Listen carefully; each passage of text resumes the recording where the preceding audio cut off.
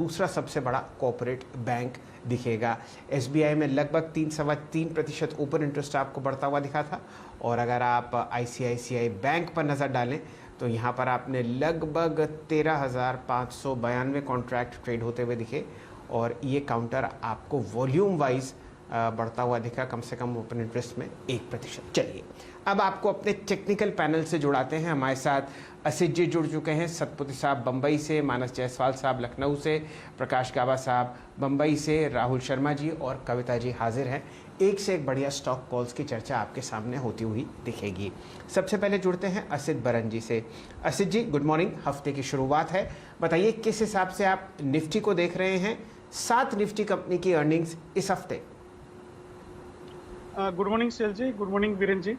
आई think हम Nifty का trend definitely up trend में है, साइडवेज बायस रहेगा, but at the same time जब तक Nifty 14,500 for this week is it is not 14,500 के नीचे ट्रेड नहीं कर रहा है, मैं इसमें बियरिश नहीं होगा।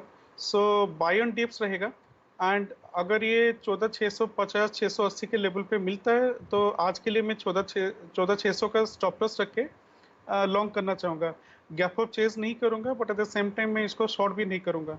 सो निफ्टी में डेफिनेटली साइडवेज बायस है with mid term and short term में अप ट्रेंड बायस है। बैंक निफ्टी अगर ये 32,000 के नीचे जाता है तो then I will be kind of getting little bearish on Bank Nifty, but as of now till 32,000 is not broken, मैं इसमें शॉर्ट नहीं लूँगा। I am waiting for 32,000 level to be broken. But at the same time in this, apart from this index, मैं Nifty FMCG weekly chart को काफ़ी bullish तरीके से देख रहा हूँ। अभी इसका लेवल है अराउंड 34,780 एंड इसका all time high near fractal high is around 35,200। अगर by any reason this week next week अगर हम ये 35,200 300 लेवल को ब्रेक करके सस्टेन करते हैं weekly close, I think FMCG basket में वी कैन सी 8 to 10% का रैली। सो इसमें जो टेक्निकल फिगर्स में देख रहा हूँ, RSI is above 60, relative strength is positive above it's EMA।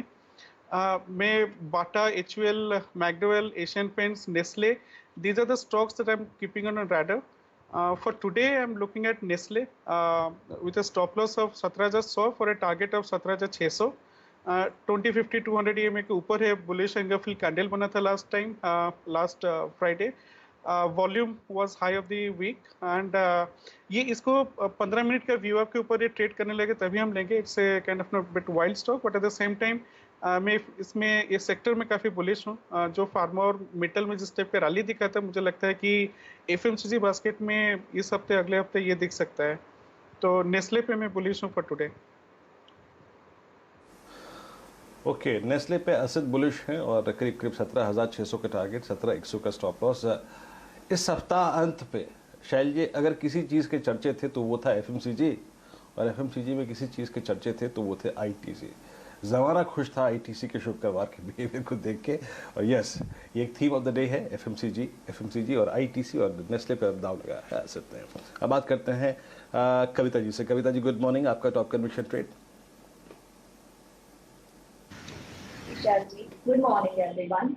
Well, आज निफ्टी अगर लुक आफ्टर करें तो मुझे लग रहा है 14,754 के आसपास कुछ निफ्टी के लेवल्स दिख रहे हैं।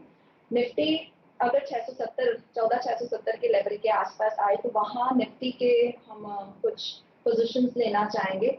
मेरे स्टॉक स्पेसिफिक की अगर बात करें तो मॉनसून थीम को ध्यान में रखते हुए यूपीएल पर हमने एक बहुत अच्छा ब्रेकआउट आते हुए देखा on weekly chart too and on daily chart too. एक वाइल्ड व्हाइट कैंडल हमने कल फ्राइडे के ट्रेडिंग सेशन में देखी, करीबन 7.25% ऊपर था।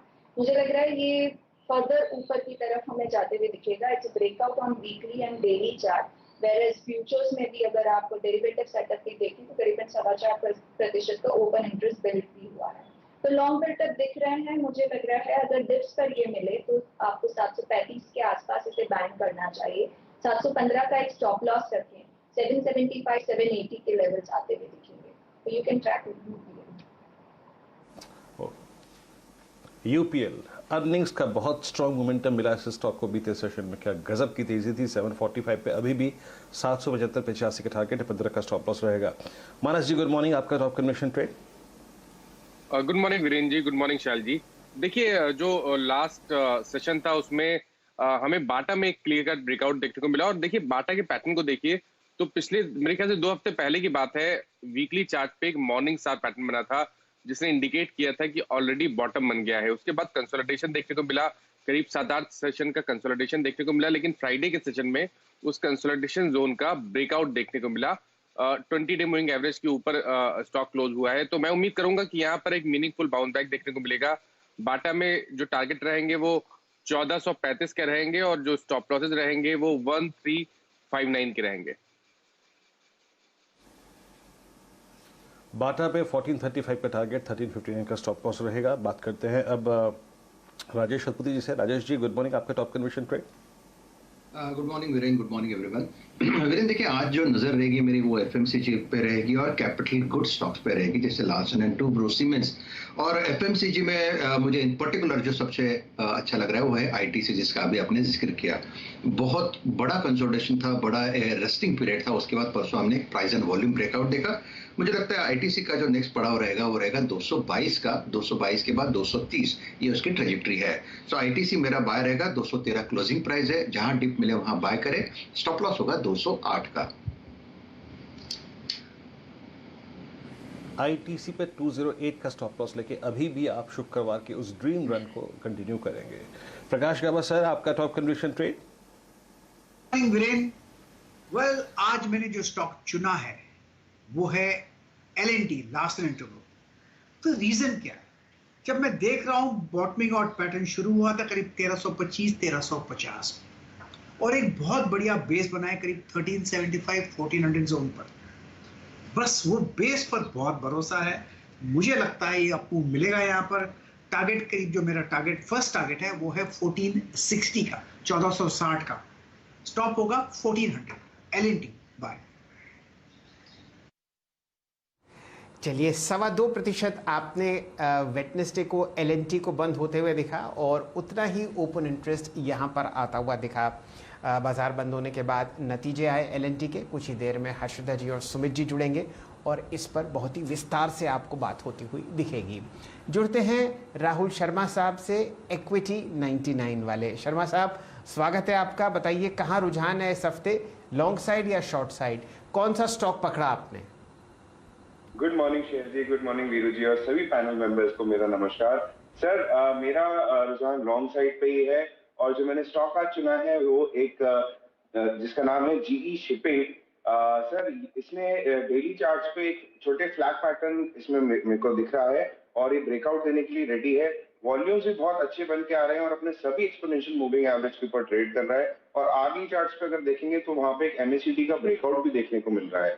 यहाँ से अच्छे मूव्स एक्सपेक्टेड है सर, और मुझे लगता है क्योंकि यहाँ पे RSI भी बुलिश सिग्नल में दे रहा है हमें, तो यहाँ पे 418 जो इसका 52 वीक हाई है वो मेरा फर्स्ट टारगेट रहेगा। उसको जैसे ही क्रॉस करता है ये तो 430 की ट्रेजेक्टरी में ये जी शिपिंग जा सकता है। यहाँ पे स्टॉप लॉस उठना होगा 385 का।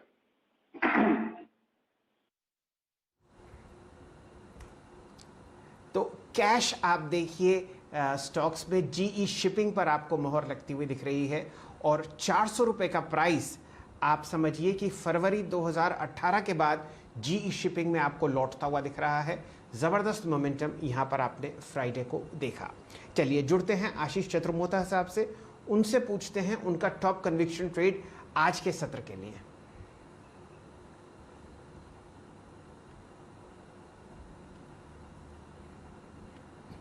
चलिए जब तक वापस दूरसंचार विभाग हमें कनेक्ट करके देता है चतुर्मोता साहब को, जुड़ते हैं अपने रिसर्च गुरु मयूरेश जोशी साहब से। मयूरेश जी स्वागत है आपका। एक थीम ऐसी बताइए बाजार में जिस पर आपकी नजर है इस हफ्ते। Good morning Shail sir, good morning Viru ji and good morning to everyone on the panel. तो मेरे ख्याल से I think Shail sir markets दो हिस्सों में बटा गया है और जहां अर्निंग स्ट्रांग आ रही है वहां पे मार्केट बहुत जबरदस्त तरीके से फोकस कर रहा है। हैविंग सेड दैट, जो एग्रोकेमिकल एग्री इनपुट्स की हम थीम चला रहे हैं, थीम हमें जो अच्छी लग रही है in the last few weeks, I think ये बरकरार रह सकती है। उसमें फर्टिलाइजर स्टॉक्स आए, सीड कंपनीज आए, एग्रोकेमिकल प्लेयर्स आए। दूसरा I think mid cap IT के चुनिंदा प्लेयर्स जहाँ पे अच्छी अर्निंग्स ट्रेजेक्टरी दिख रही है और मैनेजमेंट कमेंट्रीज काफी स्ट्रॉन्ग आ रही है, ये बहुत इंटरेस्टिंग स्पेस लग रहा है। और तीसरा एक ग्लोबल ऑटो एंसिलरी का जो प्ले है, क्योंकि आई थिंक जैसे यूरोपियन और यूएस मार्केट्स स्ट्रॉन्ग रिबाउंड कर रहे हैं, स्ट्रॉन्ग इकोनॉमिक